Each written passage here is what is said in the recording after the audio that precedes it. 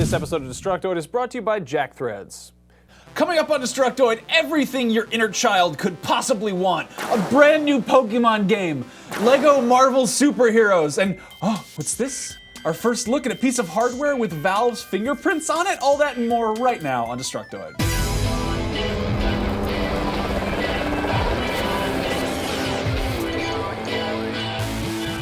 Welcome to Destructoid. I'm Tara Long. And I'm Max Scoville. Happy Tuesday. Happy Tuesday indeed. You've never said that. I know, it's going to be so weird. It's such a nice change. You can say Happy Tuesday for a while because it's the Thank day you. that we don't usually do shows. Tuesday is our new day to do shows. We do it on Tuesdays and Fridays for those of you who missed Friday's show. Yes, and it just so happens that today's show falls right in the middle of the Consumer Electronics Show, which is happening in Vegas right now. That's actually where our producer Zach is.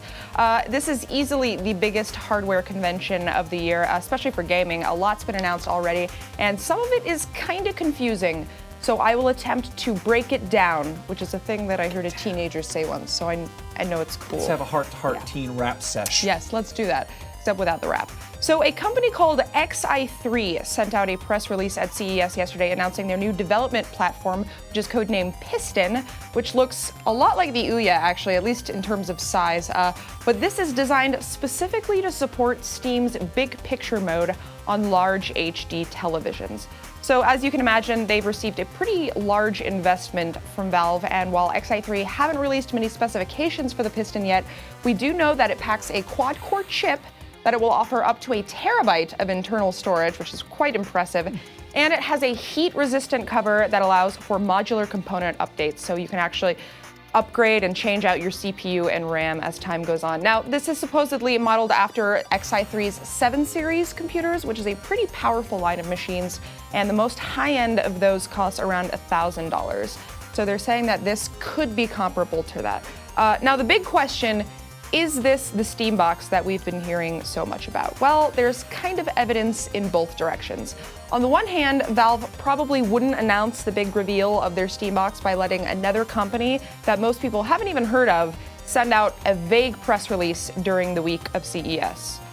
Also, nobody at the XI3 booth is calling this thing the Steam box, apparently. They're all kind of actively avoiding that, actually, and they've all only been referring to it as the Piston. So that's the one hand. On the other hand, Valve engineer Ben Krasnow gave a talk at a conference last week before all of the CES stuff broke, where he revealed that not only would the Steam box be running Linux as its operating system, but while the operating system of the Piston has not been revealed yet, XI3 does offer a line of Linux-based computers which average at around $500. So they're saying that it could be kind of comparable to that, and it's totally within their capabilities to create a Linux-based console. So to sum up, I have no idea what's going on, but I like where all of this is going. It's so exciting. Everything's still kind of up in the air right now, especially with regards to specifications. You know what's the same shape as a box? A companion cube. Oh, that's true. Somebody in the Destructoid comments actually mentioned Everybody that. wants that. Everybody wants that as just a thing in your house that you play games They could on. make a little koozie for it. Oh, it would overheat it though. That would be really bad. Yeah, you don't know that would. anything about PC gaming. It'd be a Tara. self-cooling koozie. Speaking of PC gaming, hardware manufacturer Nvidia has been showing off a lot of stuff at CES this week because they make hardware and that's a thing that they show off there.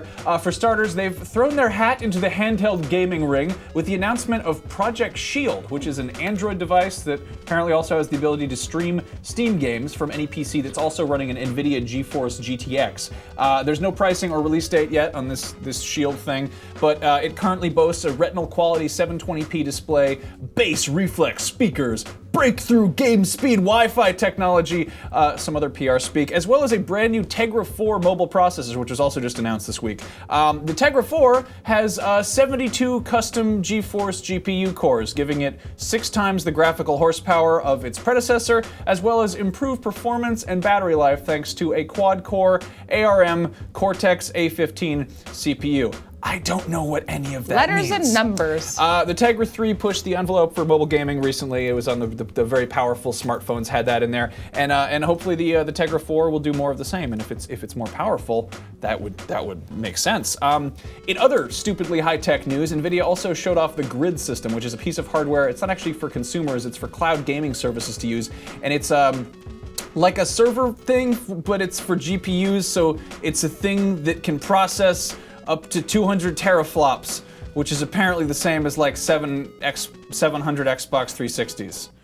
It can do 240 GPUs, and it can do 200 teraflops. What do you think of teraflops?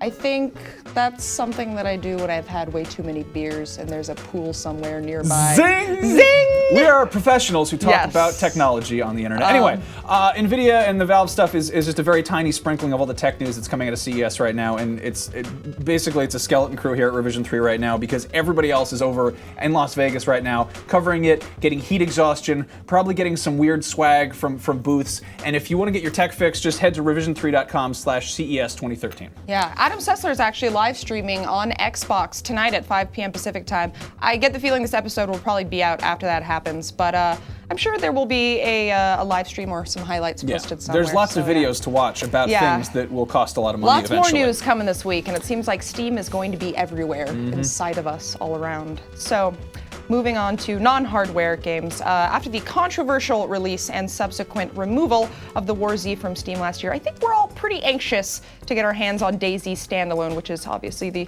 standalone version of the popular Arma 2 mod that was supposed to be out by now, but mysteriously is not. Its creator, Dean Hall, wrote up a blog post recently explaining why the game hasn't been released yet, and fortunately it is for a perfectly acceptable reason. It's getting a major overhaul. The entire inventory system has been removed and then rewritten from the ground up, so now rather than picking up a group of items, players will scavenge for individual parts. And I'm not sure exactly how all this works, but according to Hall, this is going to allow for the introduction of things like item durability, as well as disease tracking, the use of batteries, add-on components, etc. So it also has an effect on gameplay. So for example, if you headshot a player who's wearing night vision goggles, and you don't kill him, you will damage his ability to see at night. So that kind of factors in. The UI has also been given a big makeover, or make-under rather. It was apparently inspired by Minecraft, which, as you might know, is notable for its very clean and simplistic UI. So I think this is going to be kind of in the same vein. You can see actually in the pictures that he posted that the textures have also been greatly improved, and in fact a lot of the art assets look way better than before. Of course, none of this actually matters unless we can get our hands on the game, and we might still be waiting for a while. There is a closed beta planned for sometime very soon, which they say will allow for anywhere from 500 to 1,000 people, and they're gonna get in there and help test out the new architecture. And then once that's done and all the proper fixes have been implemented, then they say they will have a new internal date for public launch. So just keep on waiting, guys. I know there's a lot of waiting this year, but it'll all be worth it. Play maybe the mod version, and then eventually play the full game. Anyway. So moving on, I think at this point it's a pretty safe bet to assume that any major franchise that gets its own line of Lego sets will probably eventually get its own Lego video game sooner or later. It's happened to Star Wars, Harry Potter, Batman, and the rest of the DC superheroes, Pirates of the Caribbean, Lord of the Rings, and now it's Marvel's turn. Game Informer nabbed yet another exclusive for the reveal of Lego Marvel superheroes on this very busy news day. And for the full details, we're going to have to wait for next month's cover story. But in the meantime, they posted some early gameplay in the form of a little developer diary over on their website. It looks exactly what you'd expect it to look like. You got Spider-Man and the Avengers and Wolverine and Deadpool, and they're running around in little minifigure form in Lego environments. And probably the most notable tidbit of information to come from this is that it'll be the first Lego game to feature a character who's larger than the rest. He's not just a regular minifig, he's a big one. In this case, it's the Hulk. So you can be the Hulk and you can run around and smash bricks, so that'll be good. The Lego games are pretty consistent. They're generally pretty good, at least the console versions. I've been waiting for the right one to sink my teeth into, and maybe I will do it with this one. It's got Deadpool in it, for God's sake. If you want to see the Game Informer cover and the video in its entirety, and probably the article when it goes up, go to GameInformer.com/Lego. There's no word on release date yet, but I would say there's a pretty fair chance we would be seeing this as like a cross-platform release on current gen and next gen, and then as little scaled down versions probably on handhelds. And I think it's a pretty safe bet that the next Lego game is going to be Lego Ninja Turtles.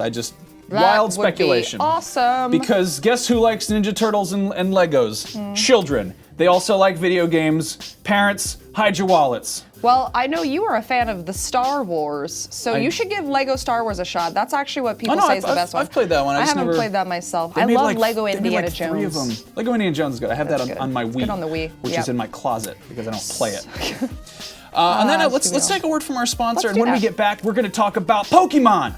Newsflash, everyone. Shopping for clothes does not need to be expensive or a pain in the ass, and fortunately with JackThreads, it's neither. JackThreads is an online shopping club that takes all of the hassle out of shopping for clothes and puts you in the brands you like for cheaper than you'd expect. They've got all the best street, skate, and surfwear clothes, along with a wide selection of accessories and holiday gifts at up to 80% off every day. Typically, there is a waitlist to join, but we like you so much, we will let you in for free. Just head over to jackthreads.com/destruct, and you can skip the waitlist and get instant access right now. Again, that is jackthreads.com/destruct for all your clothing and holiday shopping needs. And we're back. On Friday, we promised you guys big Pokemon news. Well, the official Pokemon Twitter page promised that to us, and we just relayed the message. And the news is 2 new Pokemon games, Pokemon X and Y. Like the chromosomes. They ran out of colors, so they switched to chromosomes. These are going to be the first Pokemon titles exclusive to 3DS, and they will boast an all-new 3D world featuring polygons and textures. Also new monsters and severely overhauled graphics, like I said, with the polygons and the textures. The world and graphics have never really been selling points of Pokemon for me, but I am excited to hear about new monsters. It's unclear how many new monsters we're going to get with X and Y. They show some of the old school, some classics in the game trailer. But the new starter Pokemon, are you ready? I'm so excited. No. The words aren't even coming out of my mouth right. The new starter Pokemon are Chespin, who's like a chipmunk iguana. Stupid. Froakie, who's like a blue frog with a little beard, sort of. And dumb. And Fennekin, who looks like a cross between the shitty Eevee fan art I was drawing like 14 years ago and the Firefox logo. So great. It's just like a regular dog. My favorite's Chespin, but everybody else is all like, oh my god, I like Fennekin, it's so cute. It looks like a regular ass dog. I can understand Froakie, but it's like Fennekin, it looks like a Neopet. It looks like it's like Neopets doing covers of Pokemon. That's a great Flareon you did. Nice job. It's a fox that's on fire. Get it together, man. Anyway, Pokemon X and Y is going to be dropping in October 2013 along with the new anime, new toys, and who knows, maybe even a new Destructoid show, Pokemon special episode. No. Hey, Tara. No. Hey, Tara. No. Tara loves Pokemon. Squared up. Tara, Pokemon. let's talk about some Pokemon on our show. God. Who is your favorite of the new starters? Fennekin, Chespin, or Froakie? What is that? That's Chespin. But what is it? I think it's like a chipmunk that's an iguana. Okay, then that one, I guess. Really? I don't like frogs, and that thing looks too slutty. Doesn't it? It's like slutty dog. It's like seducing. It's like staring at my breasts. I can see it happen. It's don't yeah, it's a appreciate kind of a that. dirty dog. And Yeah. if you like Fennekin, shut it down. Get the f out of here. That's- Unsubscribe immediately. Good Please Lord. don't. We need subscribers. Yeah, please subscribe. We might actually be able to do more Pokemon videos if you Yes. subscribe. Or if you hate Pokemon, maybe not. Who knows? I don't know. Please just watch our videos. Oh God, stop talking about Okay, Pokemon. That's yeah. all the time we have for today's show. Thank God. Come back, we will be back please. here live on Friday for a live show that will have nothing to do with Pokemon. So help me God. That is happening right here, youtube.com/dtoid at 3:30 p.m. Pacific time. If you don't know what time that is in your neck of the woods, then go to Get an a space internet clock. and type it in. Also, you can just keep track with us on Twitter, and we talk about it right beforehand. I am Tara Longest on Twitter. He is Max Scoville, and the show is DToid Show. We love you guys. Have a lovely evening. We'll see you back here on Friday. I'm sorry for the Pokemon news. I love Pokemon. I hate it. I will catch all I of them. hate you. Go We have to catch them all, Tara. get the Squared f away up. from me.